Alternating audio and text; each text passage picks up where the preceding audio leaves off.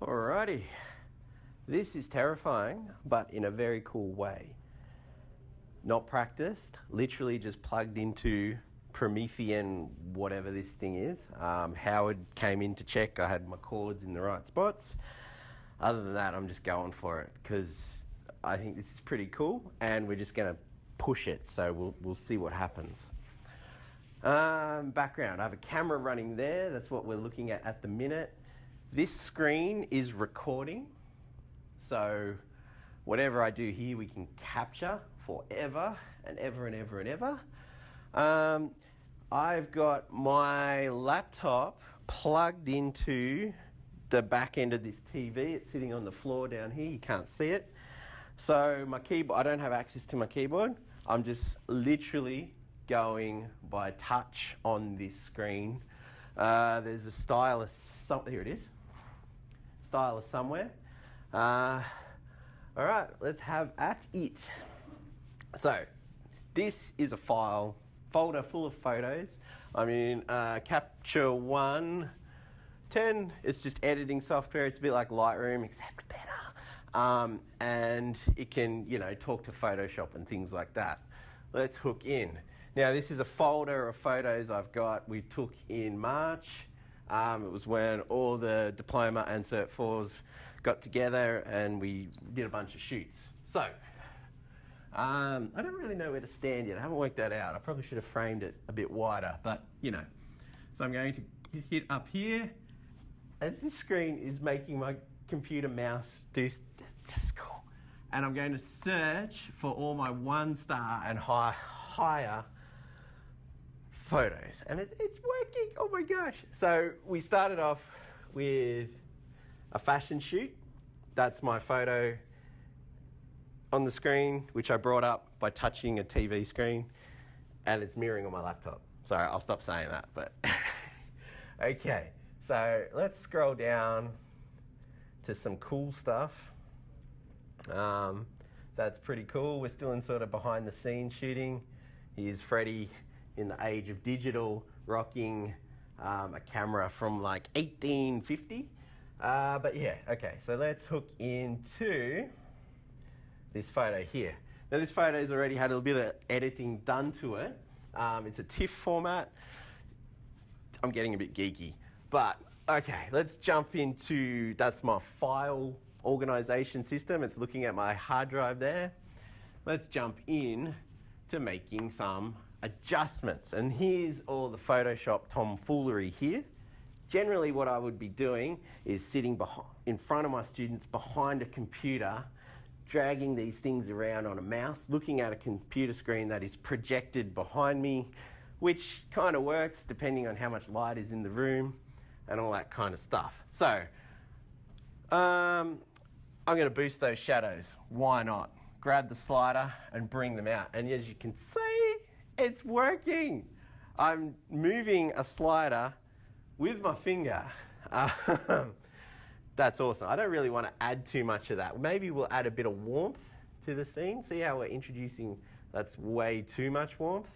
But somewhere there kind of looks nice, at least on this screen, which you can't tell, but I'm eyeballing the laptop below, and the colors look reasonably consistent. We haven't even calibrated anything yet, so this display's nice. Like I can edit photos off this. Contrast, hell yes. Saturation, maybe not. We'll just take that down. Okay. Vignette, which is kind of the darkening of the edges of the frame. Let's bring that in. That'll drive a bit of focus right onto the subject. This is how much this is about as far as I thought this video would go in my head. I'm going to take it further and see if we can bring this into Photoshop without blowing the whole thing up. But the thing I need to do is work out how to right click. Is it a double? Nope. Is it a double click here? How do I right click? I've got to do it. I've got to use the old-fashioned keyboard. Okay, and mouse. So I'm going to right click, go to open with Photoshop. Haven't tested the Photoshop side of things yet, so this could be where it all falls apart.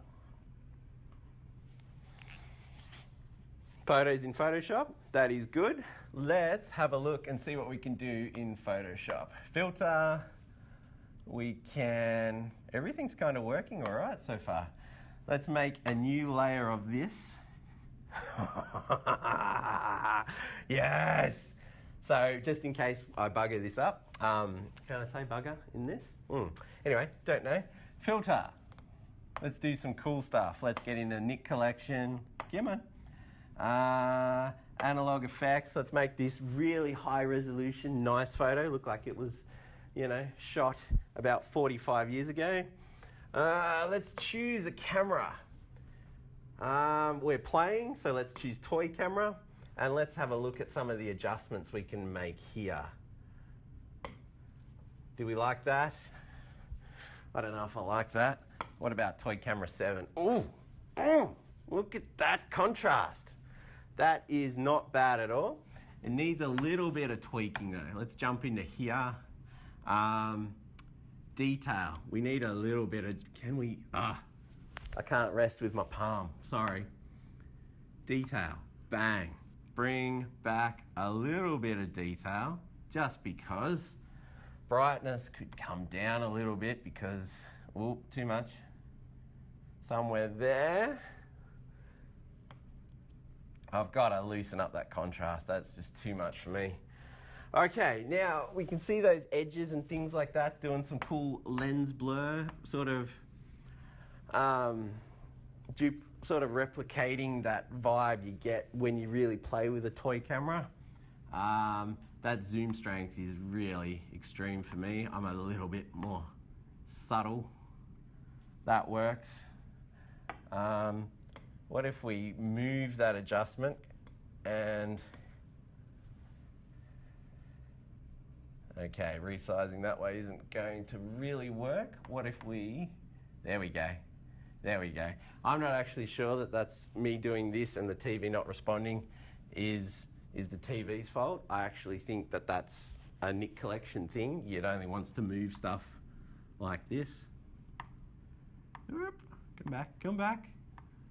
Okay, I'm a little bit drunk on the wheel here. Come on. Actually, I know I didn't mean to do that, but that kind of looks a bit cool. Maybe somewhere there, and we move it up a bit. Oh, dang, cool. Okay, that's going to create that.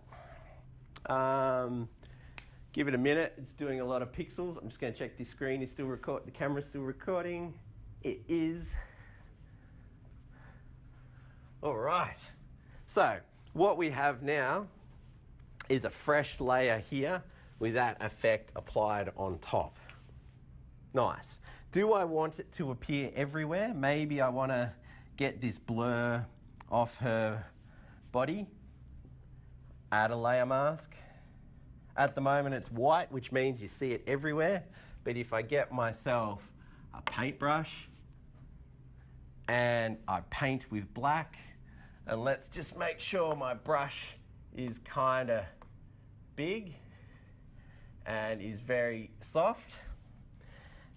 Again, these are things I would do with a keyboard, so maybe I would need a little keyboard here. I don't know, we'll work that out.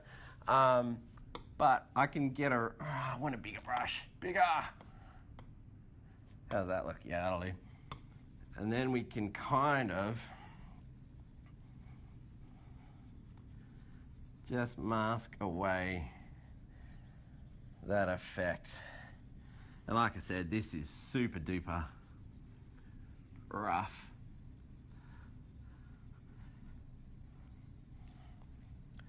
But this is my first go at it, so cut me some slack, yo.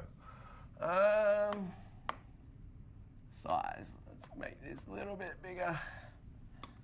Whoa, that's big. All right. This thing is awesome. This is really, really good. The fact that it's on wheels, that I can walk this into any classroom or any place.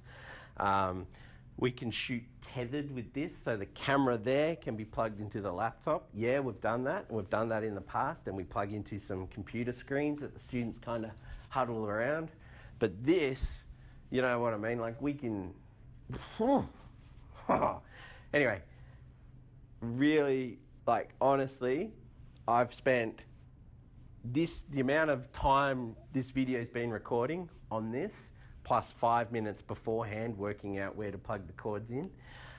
With some training and with some time, like we could do some really, really, really nice stuff.